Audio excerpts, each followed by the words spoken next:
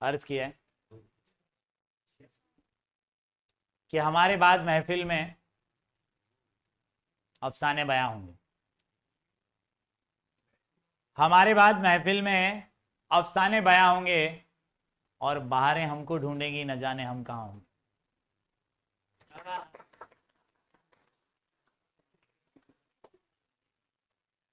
12th standard के बाद न जाने आप कहाँ होंगे, न जाने मैं कहाँ रहूँगा, लेकिन मैं आपको हमेशा मिलूंगा इस चैनल पर।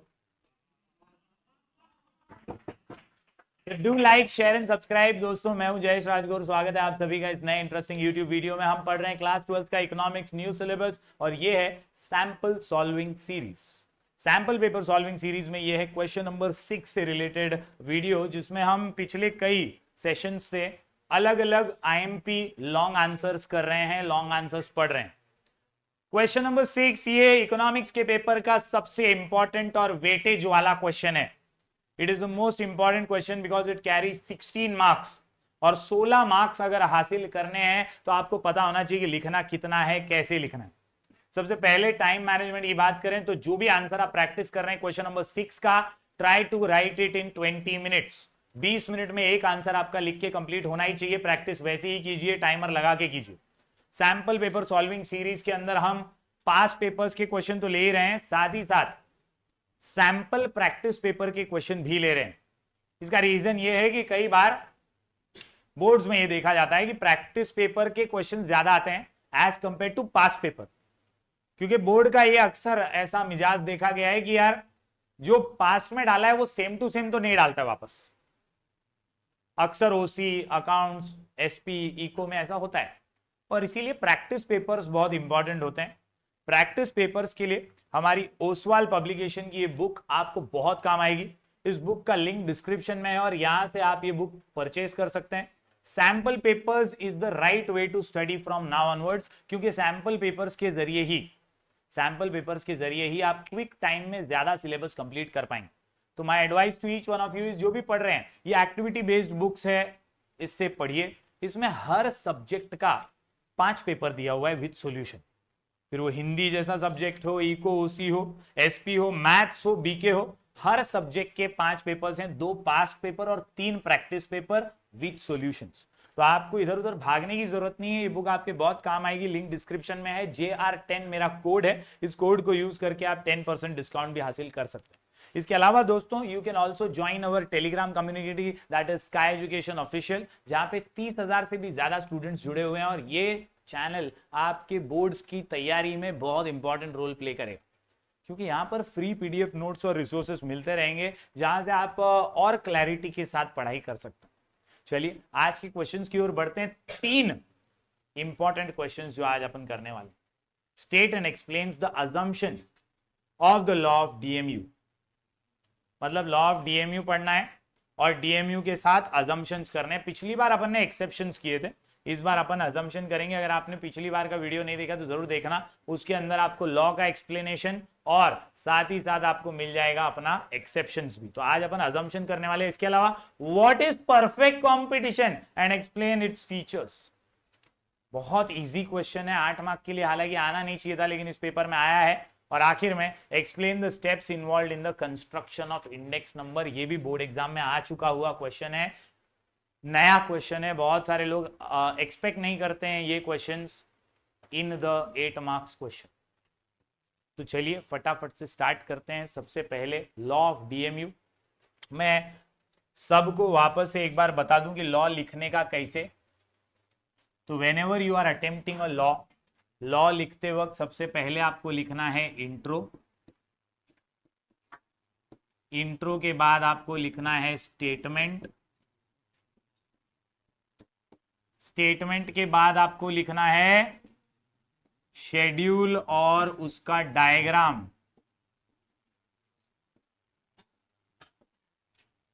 इन दोनों का एक्सप्लेनेशन, मतलब शेड्यूल के नीचे और डायग्राम के नीचे एक्सप्लेनेशन दो। और फिर एग्जाम में जो पूछा है अजम्पशंस या तो एक्सेप्शंस। अगर अजम्पशन पूछा है तो एक्सेप्शंस का पॉइंट लिखो, एक्सेप्शंस पूछा है तो अजम्पशन का भी पॉइंट लिखो। मतलब आपको जो पूछा है वो तो पूरा डिटेल में एक्सप्लेन करना ही है, बट जो नहीं पूछा है उसके भी पॉइंट्स लिखने हैं। अंडरस्टूड? मतलब अजम्पशन जैसे यहां पर पूछा है अजम्पशंस, तो आप अजम्पशन पूरा एक्सप्लेन करो, और लास्ट में following are also the exceptions of law of DMU करके एक्सेप्शंस लाइन से लिख दो 4-5। इससे प्रेजेंटेशन अच्छा बनता है और हर चीज के लिए मार्क्स हैं बॉस। 2 2 2 4 2 6 करके ऐसे आपको 8 मार्क्स मिलते हैं। तो हर चीज का मार्क्स है। ये बोर्ड पेपर हम लोग चेक करते हैं, इसलिए ये फॉर्मेट आपको मैं बता रहा हूं। ऐसे ही आपको पेपर अटेम्प्ट करना है। Got it? लॉ ऑलरेडी मैं एक्सप्लेन कर चुका हूं पिछले वीडियो में, तो मैं वापस से उसमें नहीं जाऊंगा। आप लोग अगर लॉ देखना चाहते तो पिछला वीडियो देख लेना, एक बार रिवाइज हो जाएगा। आज अपन डायरेक्टली आते हैं assumptions of the law of DMU पे। assumptions यानी कुछ धारणाएं। लॉ बोलता क्या है? लॉ बोलता है कि मार्जिनल यूटिलिटी डिमिनिश होती है, मार्जिनल यूटिलिटी कम होती है, मार्जिनल यूटिलिटी कम होती है, मार्जिनल यूटिलिटी कम होती है। जब जब आप कमोडिटी को ज्यादा कंज्यूम करते हो तो मार्जिनल यूटिलिटी कम होती है, marginal utility it goes on diminishing, goes on diminishing, goes on diminishing. लेकिन दोस्तों कई बार कई केसेस में ये पॉसिबल नहीं हो पाता, और इसीलिए पिछले लेक्चर में अपन ने एक्सेप्शंस पढ़े थे। आज के सेशन में अपन अजम्पशंस पढ़ने वाले हैं जो डॉक्टर अल्फ्रेड मार्शल ने दिए। ये अजम्पशंस यानी धारणा है, कंसीडरेशन, कि ऐसा हुआ तो मेरा लॉ ट्रू साबित होगा, ऐसा हुआ तो मेरा लॉ सही होगा। और वही अजम्पशंस की लिस्ट यहां पर है। आंसर का नाम doctor HSC, doctor HSC, doctor HSC, doctor HSC। Question का नाम है assumptions of law of DMU, answer का नाम डॉक्टर HSC, आंसर का नाम डॉक्टर HSC, आंसर का नाम याद आ रहा होगा सबको। D से डिविजिबिलिटी, R से rationality, divisibility rationality, divisibility rationality, divisibility, R से रीजनेबिलिटी, डॉक्टर हो गया। उसके बाद HSC homogeneity, single bond, cardinal measurement, continuity and HSC। C कितने? 3C। Done done done done. कुल मिलाकर के 8 पॉइंट का ये आंसर है। आराम से मार्क्स मिलता है, बहुत इजी है assumptions as compare to exceptions. हालांकि एक्सेप्शंस भी कुछ ज्यादा हार्ड नहीं है, वो भी आप लिख ही लोगे, लेकिन जब आप assumptions पढ़ रहे हो तो डॉक्टर HSC या डियर HSC इस कीवर्ड से आप इजीली इसको याद रख सकते हैं। चलिए एक एक करके सब पॉइंट समझते हैं। मार्जिनल यूटिलिटी हमेशा कम होती है और उसी से रिलेटेड ये assumptions है। सबसे पहला divisibility. The law assumes that the commodity consumed by the consumer is divisible. छोटे छोटे छोटे छोटे छोटे छोटे छोटे छोटे क्वांटिटीज में अवेलेबल है, डिविजिबल है।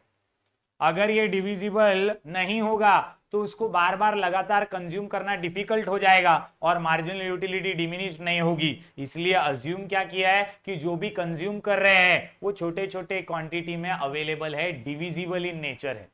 मतलब पानी पूरी एक गिलास पानी, एक गिलास शरबत का, एक प्लेट खाना, इस तरह से डिविजिबल इन नेचर चीजों पे ये एप्लीकेबल होता है। The law assumes that the commodity consumed by the consumer is divisible so that it can be acquired in small quantity, acquired in small quantity, acquired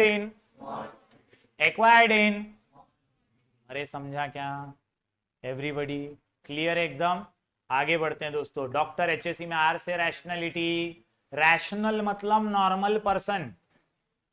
ये law normal person, normal behaviour पे ही applicable है। This law is applicable to rational people, और इसीलिए consumer is assumed to be a rational person. It means that his behaviour is normal. अगर कोई बेवड़ा है तो उसके ऊपर ये लॉ लागू नहीं होगा। अगर कोई मंद बुद्धि है, पागल है, तो उसके ऊपर ये लॉ एप्लीकेबल नहीं होगा, क्योंकि उनको पता नहीं है कंजम्पशन का वैल्यू क्या है। वो लोग कंज्यूम करते जाते ये सोच के कि इंटॉक्सिकेशन बढ़ रहा है, बट समवेयर और the other we have to understand that actually में ऐसा नहीं है। एक रैशनल बिहेवियर पे आप अपने मैक्सिमम सेटिस्फैक्शन पे रुक जाएंगे, लेकिन यहां पे ऐसा नहीं होता। That is why it means that his behaviour is normal and he tries to maximise his satisfaction. एक नॉर्मल पर्सन हमेशा अपनी सेटिस्फैक्शन को बढ़ाने की कोशिश करता है, मैक्सिमाइज करने की कोशिश करता है और फिर रुक जाता है एक पॉइंट पे, क्योंकि मार्जिनल यूटिलिटी डिमिनिश होने ही वाली है। Got it? चलिए, आर से रीजनेबिलिटी। रीजनेबिलिटी का मतलब होता है not too big, not too small, not too big, not too small. जो भी कंज्यूम कर रहे हैं वो साइज में ना ज्यादा बड़ा है ना ज्यादा छोटा है। डिविजिबिलिटी और रीजनेबिलिटी ये दोनों सिमिलर काइंड ऑफ एक्सप्लेनेशन है। Divisible in small small quantity, और यहां पे याद रखने का all the units of commodity consumed are of reasonable size. They are neither too big nor too small, neither too big, अरे नाइदर टू बिग। क्वेश्चन का नाम है assumptions of law of DMU, answer का नाम doctor HSC, answer का नाम doctor HSC, answer का नाम याद रहेगा। चलिए, एच से होमोजेनिटी। होमोजेनिटी मतलब same same same same same, क्या? Same same same same same, क्या? Same same same same same, मतलब जो भी आप कंज्यूम कर रहे हैं वो आइडेंटिकल इन साइज है, आइडेंटिकल इन शेप है। आप जो भी कंज्यूम कर रहे हैं वो सेम है। अलग अलग चीजें कंज्यूम करेंगे तो मार्जिनल यूटिलिटी कम होने की बजाय बढ़ जाएगी ना। आप पानी पूरी खा रहे हैं तो पानी पूरी खाते रहिए, बीच में दही पूरी खाने बैठ जाएंगे तो मार्जिनल यूटिलिटी बढ़ जाएगी। लॉ क्या बोलता है? लॉ बोलता है marginal utility diminishes when you are consuming the same thing again and again, बार बार लगातार। अगर आप चीजों को चेंज कर देंगे तो फिर मार्जिनल यूटिलिटी कम नहीं होगी, और इसीलिए असम्पशन है that things are homogeneous in nature. Things are, all units of commodity consumed are exactly homogeneous or identical in size, shape, color, taste, etc. याद रहेगा क्या? आइडेंटिकल क्या इसमें है? साइज में, शेप में, कलर में, टेस्ट में। साइज में, शेप में, कलर में, याद रहेगा क्या? आइडेंटिकल मतलब सेम, होमोजीनियस मतलब सेम। एच समझा क्या? एस सिंगल वॉन्ट, एस बोले तो सिंगल वॉन्ट, एस बोले तो सिंगल वॉन्ट। अजम्पशन है अल्फ्रेड मार्शल का कि एक टाइम पे एक ही, एक टाइम पे एक ही, एक टाइम पे एक ही वांट, सिंगल वांट को सेटिस्फाई करने के लिए। इलेक्ट्रिसिटी ये एक बाम तीन काम झंडू बाम है भाई। ये मोबाइल भी चार्ज करता है, लैपटॉप भी चार्ज करता है, लाइट भी जलाता है, फैन भी चलाता है, एसी भी चलाता है, बहुत सारे उपयोग है ना इलेक्ट्रिसिटी के। तो उसकी मार्जिनल यूटिलिटी कम नहीं होती है, उसकी यूटिलिटी बढ़ती है, क्योंकि इलेक्ट्रिसिटी सबको चाहिए ना। सबको लाइट फैन चाहिए, सबको इंटरनेट चाहिए, इलेक्ट्रिसिटी से तो सब कुछ है। तो इलेक्ट्रिसिटी का यूटिलिटी इंक्रीज होता है। Why? Because it has multiple use. Alfred Marshall बोलता है no no no no no, he not always. Alfred Marshall बोलता है this law will be applicable to only those commodity which satisfy single want, which satisfy single want, which satisfy, and that is why a given commodity can satisfy a single want of a person. The law assumes an experience of a single want which is completely satiable, satiable मतलब satisfiable at a given point of time. एक time पे एक ही want, एक time पे एक ही want, एक time पे एक ही want. Dear HSC, dear HSC, dear HSC, dear सी से कितने सी? 3 सी। सी से कितने सी? 3 सी। सी से कितने सी? भाई और बहनों, पहला सी है कार्डिनल मेजरमेंट, मेजरमेंट इन नंबर्स। कार्डिनल मेजरमेंट बोले तो मेजरमेंट इन नंबर्स। याद रखना है, अल्फ्रेड मार्शल ये अज्यूम करता है कि यूटिलिटी का मेजरमेंट नंबर्स में हो सकता है, और इसीलिए वो लॉ में अपने को शेड्यूल, डायग्राम वगैरह बताता है ना। एक्चुअल में यूटिलिटी ये काल्पनिक है, ये सिर्फ एक्सपीरियंस और फील की जा सकती है, लेकिन उसे मेजर कभी नहीं कर सकते।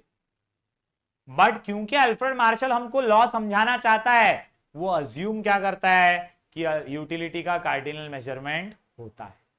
The law assumes that utility can be cardinally और numerically measured. Hence, mathematical operations are easily possible to know and compare the utility derived from each unit of a commodity. Derived from each unit of a derived from each unit of a. अरे समझा क्या? पक्का? दूसरा सी continuity, दूसरा सी continuity, दूसरा सी continuity, दूसरा सी continuity मतलब बार बार लगातार। आपको चॉकलेट मिला है, आप एक साथ खाओगे तो मार्जिनल यूटिलिटी कम होगी।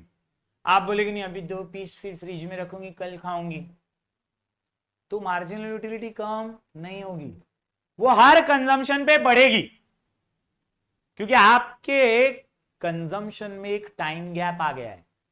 आपने आज थोड़ा कंज्यूम किया, फ्रिज में रख दिया, फिर आप कल कंज्यूम कर रहे हो, इसमें गैप आ जाता है और इसीलिए मार्जिनल यूटिलिटी डिमिनिश नहीं होती है।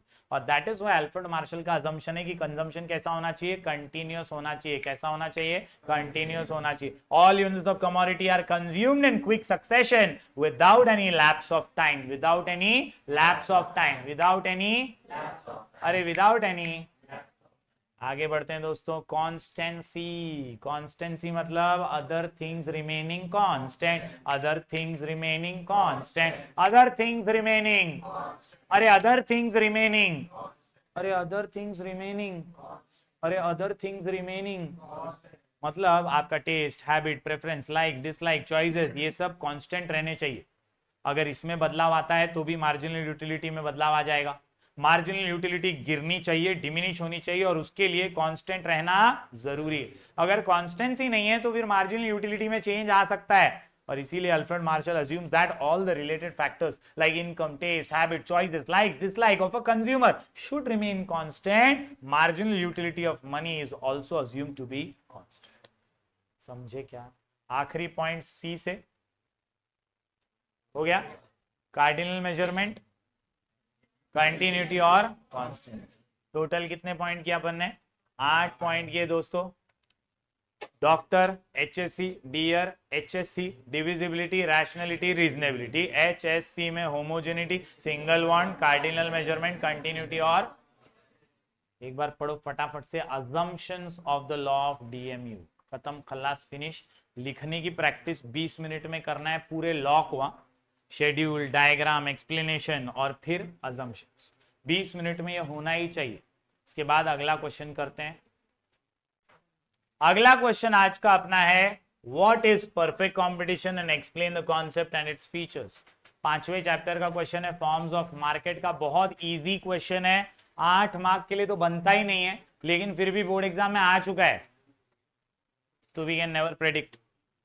और इसीलिए ऐसे क्वेश्चंस की भी प्रैक्टिस करके रखनी चाहिए, क्योंकि ये क्वेश्चन बहुत फायदेमंद साबित होते हैं। एक बड़ा लॉ लिखने के बजाय 8 मार्क के लिए ऐसा छोटा आंसर लिख दूं ना, फटाफट भी हो जाएगा, पेपर भी कंप्लीट हो जाएगा, प्रेजेंटेशन भी अच्छा कर पाऊंगा। एंड दैट इज व्हाई अगर कोई इजी क्वेश्चन आपको दिखता है ना 3 में, तो उसको चुनने का, ये नहीं सोचने का कि नहीं लॉ ही लिखता हूं, लॉ में ही मार्क्स मिलेगा, ऐसा नहीं है। अपने को 8 मार्क्स देना ही पड़ेगा उनको, अगर आपने पूरा आंसर लिखा। अगर आपको कॉन्फिडेंस है कि मैं परफेक्ट कॉम्पिटिशन तो हलवा है, एकदम इजीली लिख सकता हूं, तो यही अटेम्प्ट करने का। Your choice matters a lot, कि आप 3 में से कौन सा बेस्ट चुनते हैं और वो लिखते हैं। अंडरस्टूड? जो लोग फास्ट लिखते हैं ना, उनको ऐसे पेपर में तीनों लिख देना चाहिए, जो लोग फास्ट लिखते हो, वरना 2 बेस्ट चुनो, 2 बेस्ट लिख दो। चलिए परफेक्ट कंपटीशन की बात करते हैं। ये क्वेश्चन 20 मिनट के अंदर ही हो जाता है, पहली बात। तो ऐसे में आपको पास तीसरा लिखने का टाइम भी बचता है। If you think that way, with that perspective, you can complete the third one also, not a big deal. Perfect competition क्या है? जहां सब कुछ परफेक्ट है, जहां सब कुछ परफेक्ट है, जहां सब कुछ, एक ऐसा कॉम्पिटिटिव मार्केट जहां सब कुछ परफेक्ट है। There are large number of buyers and large number of sellers. बहुत सारे बायर्स, बहुत सारे सेलर्स, बहुत सारे बायर्स, बहुत सारे, free entry, free exit, free entry, homogeneous product. ये नियो क्लासिकल इकोनॉमिस्ट का कॉन्सेप्ट है। उस जमाने के इकोनॉमिस्ट यही मानते थे कि यार गवर्नमेंट का कुछ रेस्ट्रिक्शन नहीं है, कोई टेंशन नहीं है, आसानी से लेन देन होता है, सिंगल प्राइस पे सारी चीजें बिकती हैं, दुकानें सारी आस पास में ही है, तो कोई ट्रांसपोर्ट का खर्चा भी नहीं है। तो बेसिकली जहां सब कुछ परफेक्ट है, जहां प्लान्स फ्री हो, वही है परफेक्ट कंपटीशन। चलिए शुरुआत करते हैं एक ब्रीफ इंट्रोडक्शन के साथ। Perfect competition is an ideal but an imaginary concept. Ideal but an, तो ये 2 लाइन आपको, ये 2 शब्द आपको याद रखने हैं कि आइडियल तो है, बहुत अच्छा तो है, लेकिन एक काल्पनिक कॉन्सेप्ट है, एक इमेजिनरी कॉन्सेप्ट है दोस्तों, rather than actual। याद रखना है, according to Miss Joan Robinson, perfect competition prevails when demand for the output of each producer is perfectly elastic. जितना डिमांड उतना ही सप्लाई, इक्विलिब्रियम है। यहां पर हर एक का आउटपुट बिकता है, सबके दुकान चल रहे हैं। यही तो बड़ा अजम्पशन, यही तो नियो क्लासिकल इकोनॉमिस्ट की सोच है। वो कहते हैं अ perfectly competitive market is one in which the number of buyers and sellers is very large. All the buyers and sellers are engaged in buying and selling of homogeneous product without any restrictions, कोई रोक टोक नहीं है। Moreover, both buyers and sellers possess perfect knowledge of the market condition। सबको सब कुछ पता भी है, सबको नॉलेज भी है मार्केट का, सबको हर एस्पेक्ट ऑफ द बिजनेस पता है। यहाँ कोई गवर्नमेंट के रेस्ट्रिक्शंस नहीं है और इसीलिए ये मार्केट सबसे आइडियल फॉर्म ऑफ मार्केट है। हालांकि आज के दौर में मॉडर्न डे वर्ल्ड में इस मार्केट का कोई अस्तित्व नहीं है, इसीलिए ये इमेजिनरी कॉन्सेप्ट। इंट्रो याद आ रहा है सबको? पहले सिखा चुके हैं अपन, पहले आप लोग भी पढ़ चुके रहोगे। क्वेश्चन 5 चैप्टर का है, 5th चैप्टर का, तो 5th चैप्टर बहुत ईजी चैप्टरों में से एक है। चलिए आते हैं अपने आंसर पे। कुल मिलाकर के 8 पॉइंट है इसमें और इसीलिए 8 मार्क के लिए आया भी है कि 8 पॉइंट तो है इसमें। तो 8 पॉइंट्स के लिए अपना शॉर्ट कोड प्लान्स फ्री हो। क्या प्लान्स फ्री हो? क्या प्लान्स फ्री हो? क्या प्लान्स फ्री हो? पी से perfect, perfect knowledge of market, perfect mobility of factors. याद रखना है नॉलेज कैसा है? परफेक्ट है। नॉलेज कैसा है? परफेक्ट है। नॉलेज कैसा है? अरे नॉलेज कैसा है? अरे नॉलेज कैसा है? अरे नॉलेज कैसा है? और मोबिलिटी फैक्टर्स की भी परफेक्ट है। जो फैक्टर्स ऑफ प्रोडक्शन है वो एक जगह से दूसरी जगह आसानी से मूवेबल है। लेबर कैपिटल एक जगह से दूसरी जगह मूवेबल है। इसके अलावा large number of buyers, large number of sellers, large number of buyers, large number of sellers, large number of buyers, absence of transport cost. Transport का खर्चा है ही नहीं ऐसा अज्यूम किया गया है, हालांकि ऐसा आज की तारीख में पॉसिबल नहीं है। अभी हड़ताल हो गई थी सबकी, सब रुक गया था, सब बंद हो गया था।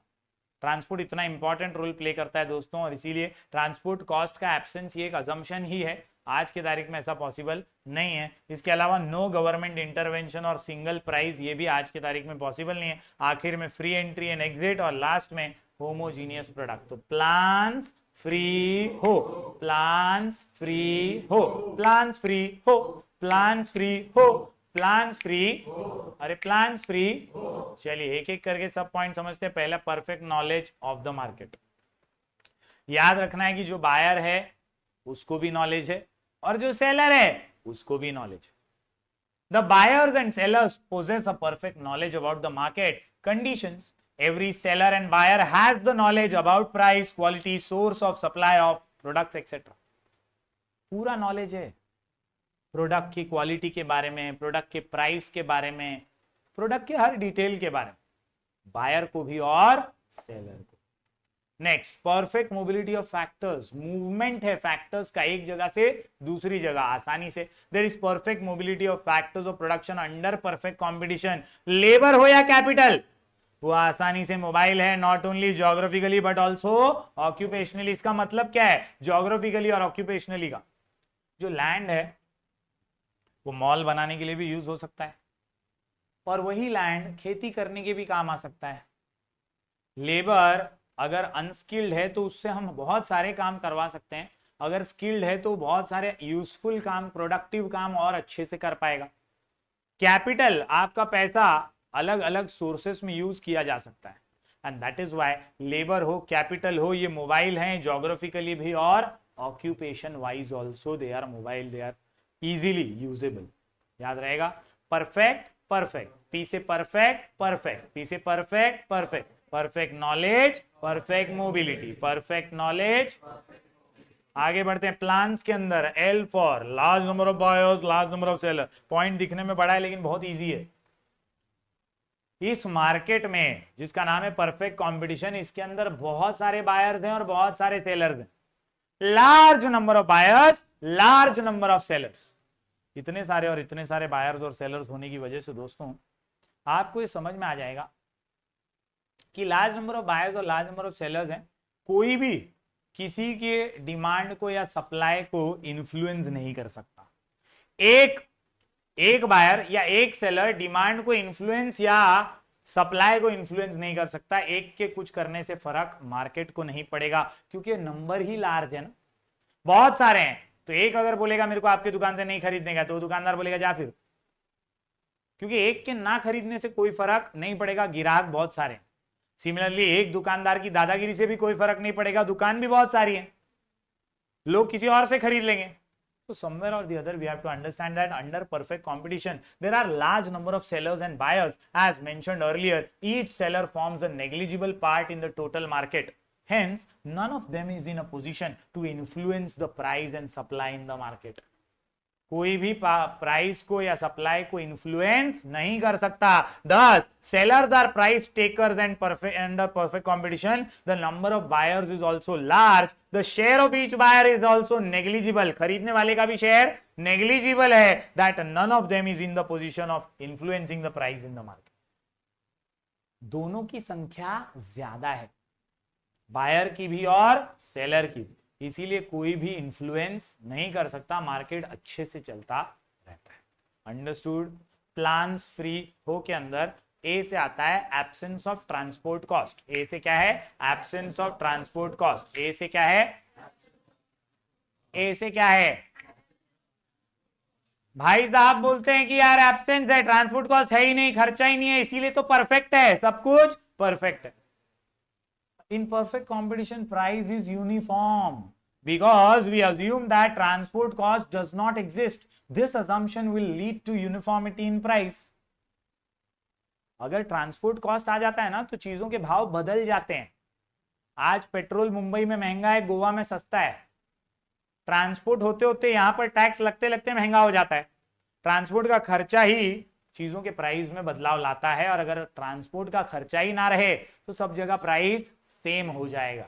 और वही इसका अगला अजम्पशन भी है, नो गवर्नमेंट इंटरवेंशन। दोस्तों याद रखिए, लेजिज फेयर पॉलिसी। कौन सी पॉलिसी? Laissez faire policy. कौन सी पॉलिसी भाई?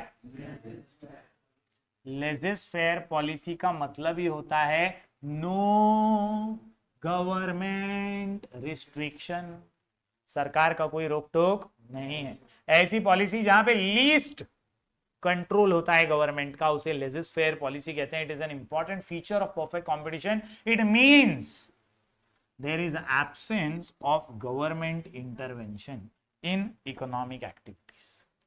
किसी भी एक्टिविटी में गवर्नमेंट का रोल नहीं है। अरे समझा क्या एवरीबॉडी? पक्का समझा? चलिए अगले पॉइंट की ओर बढ़ते हैं। अगला पॉइंट ट्रांसपोर्ट से जुड़ा हुआ है, क्योंकि ट्रांसपोर्ट का खर्चा इल है, सिंगल प्राइस है। क्योंकि ट्रांसपोर्ट नहीं है ना, तो सब लोग एक प्राइस पे बेच सकते हैं।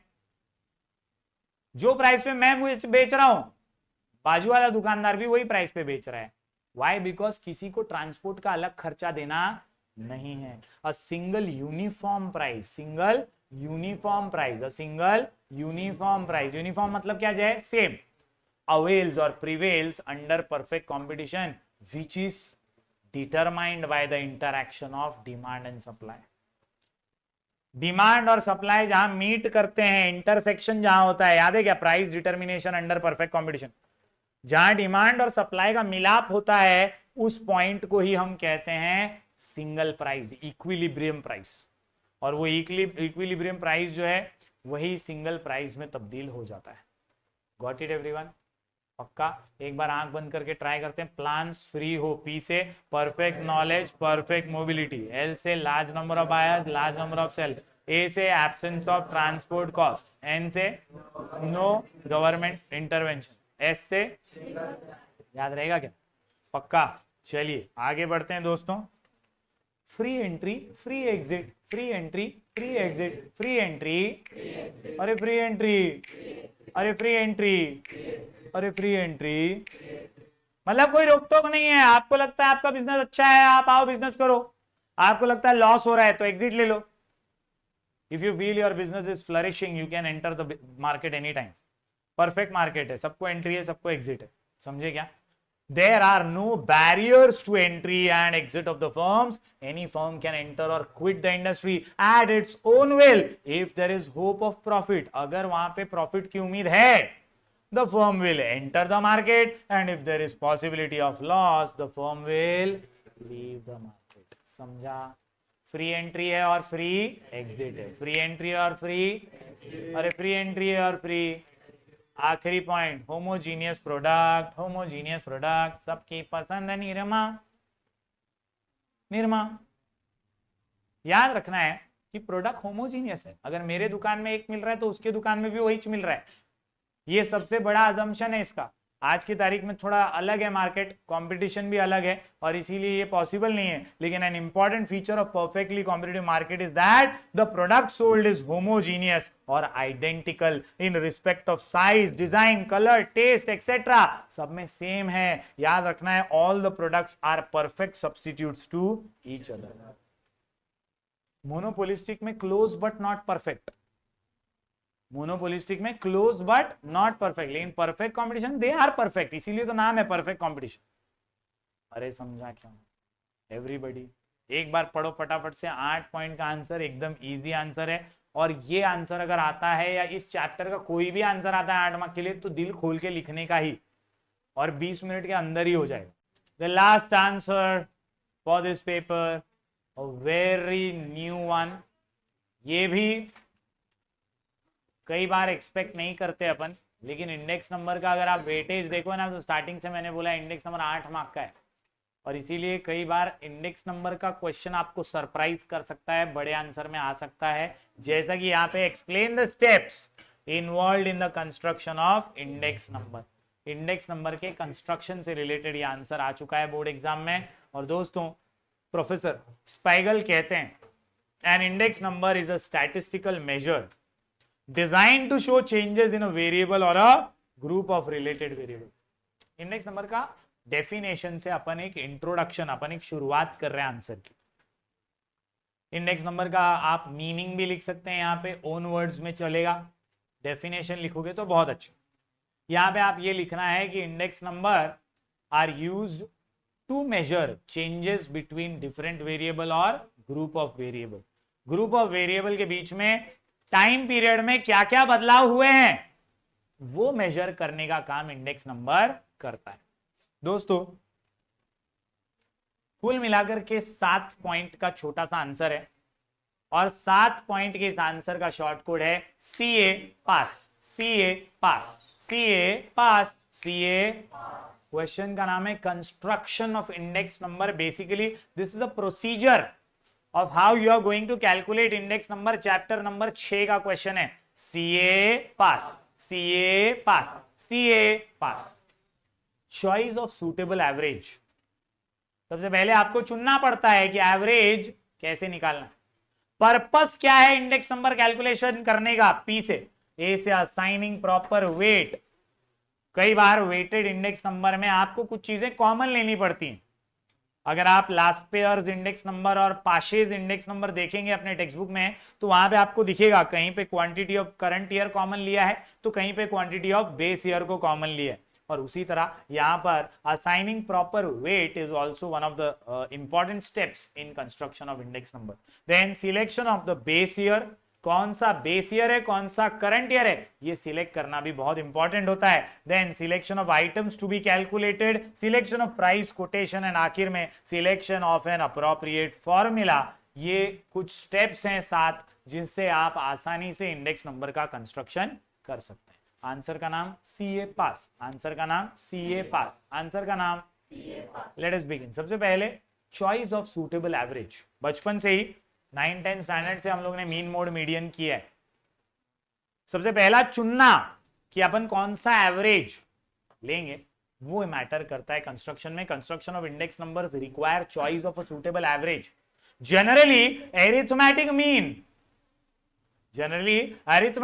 is used in the construction of index numbers because it is simple to compute compared to other averages।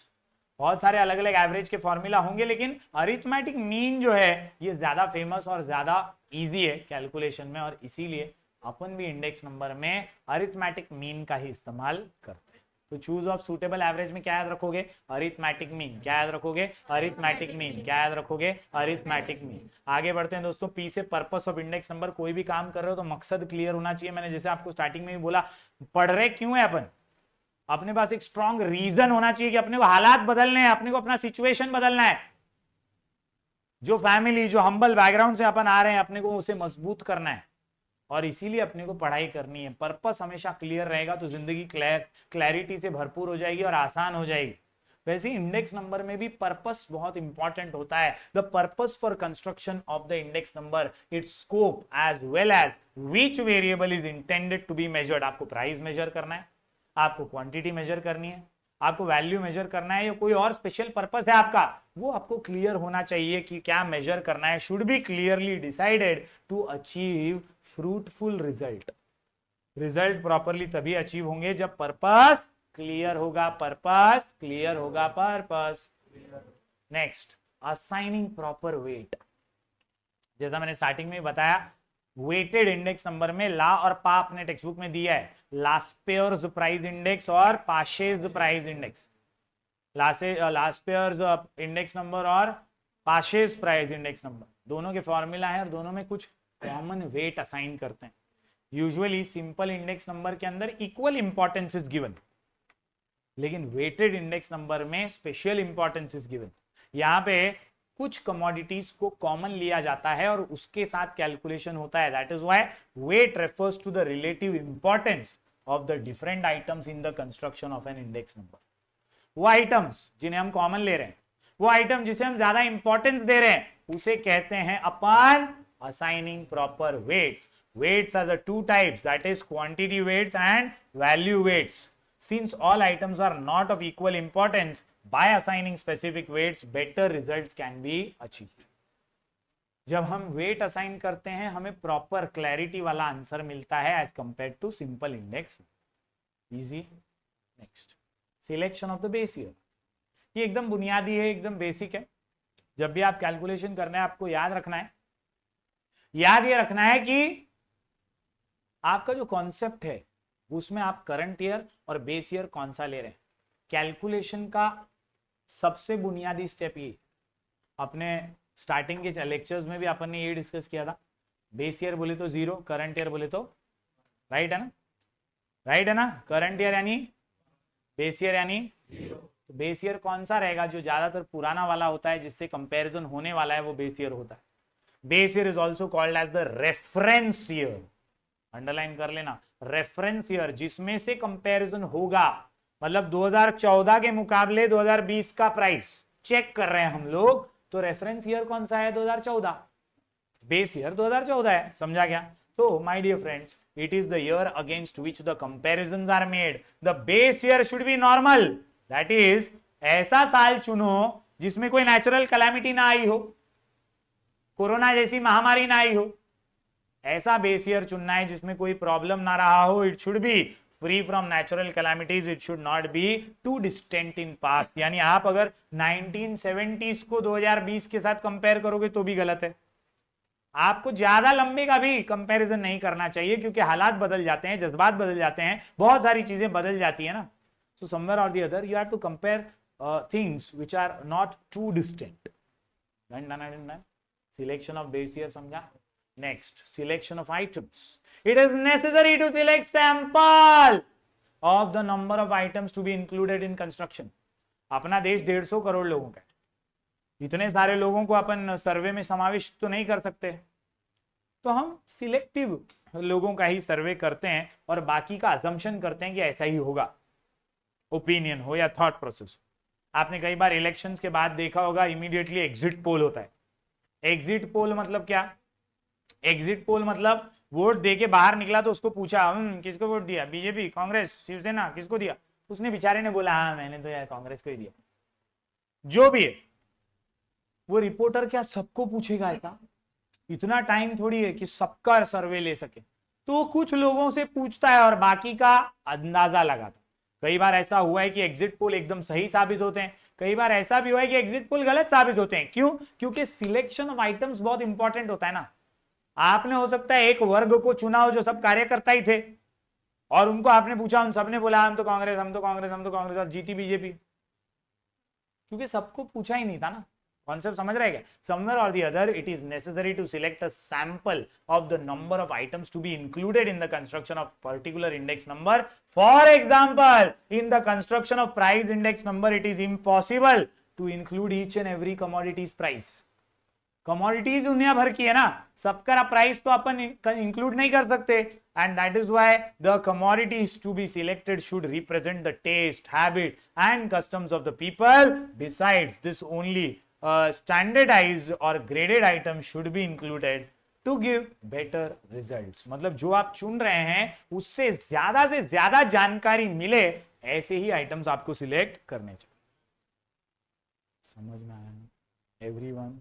आगे बढ़ते हैं दोस्तों। Selection of price quotations. भाई इंडेक्स नंबर ये बदलाव को मेजर करता है और इसीलिए प्राइजेस के कोटेशन बहुत मैटर करते हैं। अगर हमने कोई बायर्स्ड एजेंसी से, पार्शियलिटी करने वाली एजेंसी से ये आंकड़े लिए तो शायद कैलकुलेशन उतना असरदार ना हो, उतना इफेक्टिव ना हो, उतना ट्रू ना हो। तो हमें जब भी प्राइस कोटेशंस लेने हैं तो अनबायस्ड तरीके से लेने हैं, क्योंकि prices always show rising trend, prices में चेंजेस हमेशा होते ही हैं। तो prices of the selected commodities में very from place to place and shop to shop. जैसा मैंने बोला ना कि पेट्रोल गोवा में सस्ता है, मुंबई में महंगा है, दिल्ली में महंगा है, अलग अलग जगह पे उसका अलग अलग प्राइस है। कई ऐसे मोबाइल फोन्स होंगे जो एक दुकान में अलग प्राइस पे होंगे, दूसरी दुकान में अलग प्राइस के होंगे, and that is why in the same market, therefore it is desirable that price quotation should be obtained from an unbiased price reporting agency. एक अनबायस्ड एजेंसी से जब आप प्राइजेस मंगाएंगे तो आपके लिए कैलकुलेशन आसान हो जाएगा। To achieve accuracy, proper selection of representative places and persons is required. आखिरी पॉइंट की बात करें तो selection of an appropriate formula. हमारे टेक्स्ट बुक में छठे चैप्टर में आपको बहुत सारे फॉर्मूला मिलेंगे। फॉर्मूला कौन सा है ये बहुत मैटर करता है, ताकि आप क्या मेजर करना चाहते हैं वो क्लैरिफाई हो जाए। सो वेरियस फॉर्मूले are devised for the construction of index numbers. Choice of a suitable formula depends upon the purpose of index number and availability of data. आपके पास काय का डेटा है, किस चीज का डेटा है, उससे आप कौन सा फॉर्मूला चुनना है ये तय कर पाए। Understood everyone? टोटल 7 पॉइंट का आंसर है। आंसर का नाम CA पास, आंसर का नाम CA पास, आंसर का नाम क्वेश्चन का नाम है steps involved in construction of index number. Steps involved in, पहले चॉइस ऑफ सूटेबल एवरेज, पहले choice of suitable average, pass. Purpose of index number, assigning of proper weight. Purpose of index number, assigning of, assignment of selection of base year, selection of item, selection of price. वापस selection of base year, selection of item, selection of price. याद रहेगा? आखिर में selection of an formula, selection of an formula, selection of N.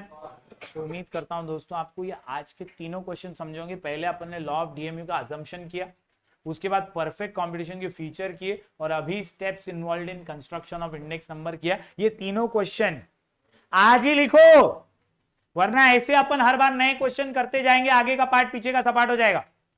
जो भी question अपन cover कर रहे हैं वो लिखो। 20-20 मिनट दो, 1 घंटे का काम है, 2 थियरी को 1 घंटा। रोज अपना टाइम टेबल बहुत क्लियर है, अपने को 2 घंटा अकाउंट्स करना है, 1 घंटा मैथ्स करना है, और 1-2 घंटा थियरी पढ़ना ही है। तो 1 घंटा इको, 1 घंटा ओसी, ऐसा टाइम बाइफरकेट करो। अभी पढ़ने के अलावा कोई और प्रायोरिटी रखो ही मत। कोई भी और प्रायोरिटी है तो वो सिर्फ डिस्ट्रैक्शन बन के रह जाएगी। So my only advice to everyone is that आपको बस पढ़ने के बारे में सोचना है, कितना पढ़ोगे वो उसकी लिमिट को पुश करना है, और ज्यादा से ज्यादा प्रोडक्टिव अपने टाइम को बनाना। Thank you very much. Do like, share and subscribe.